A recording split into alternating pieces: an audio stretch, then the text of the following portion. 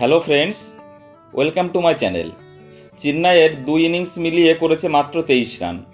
প্রথম ইনিংসে পেসারের বলে খোঁচা মেরে আউট হয়েছেন। দ্বিতীয় ইনিংসে স্পিনারের বলে হয়েছেন এলবিডব্লিউ। দ্বিতীয় টেস্টে বিরাট কোহলি রান পাবেন কি না সেটাই এখন সবচেয়ে বড় প্রশ্ন। শুক্রবার থেকে কানপুরে শুরু ভারত বাংলাদেশ দ্বিতীয় টেস্ট। তার আগে নেটে কোহলির ব্যাটিং চিন্তা বাড়াচ্ছে ভারতের। অনুশীলনের সময় বারবার আউট হলেন তিনি। কানপুরে নেটে প্রথমে পেসারের বিরুদ্ধে ব্যাট করেন কোহলি। জসপ্রীত বুমরা তাকে 10টি বল করেন, তার মধ্যে 4বার আউট হন কোহলি।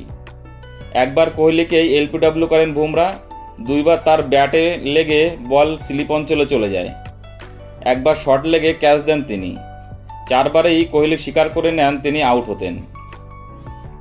স্পিনারদের বলেও আরও সমস্যায় পড়ে কোহলি। রবীন্দ্র জাদেজার বল বারবার তার ব্যাটের পাশ দিয়ে যায়, ব্যাটে বলে করতে না পেরে নিজের উপরে রেগে যান কোহলি। অক্ষয় প্যাটেলের একটি বল কোহলির ব্যাট প্যাডের ফাঁক দিয়ে উইকেটে গিয়ে লাগে।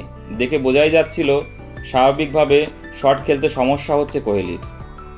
2021 সালের পর থেকে 18বার স্পিনারদের বলে আউট হয়েছে কোহলি। চেন্নাইয়ের দ্বিতীয় ইনিংসে অবশ্য মেহেদী হাসান মিরাজের বল আগে তার ব্যাটে লেগে তারপর প্যাডে লেগেছিল, কিন্তু কোহলি তা বুঝতে পারেনি, ফলে রিভিউ নেয়নি। চলতি বছর টেস্টে 4 ইনিংসে মাত্র 81 রান করে তিনি। চেন্নাইয়ের 2 ইনিংস মিলিয়ে করেছে মাত্র 23 রান। খারাপ খেলায় আইসিসি টেস্ট ব্যাটসম্যানের ক্রমতালিকায় নেমেছে কোহলি। সপ্তম থেকে এক ধাক্কায় 12 নম্বরে নেমেছে তিনি।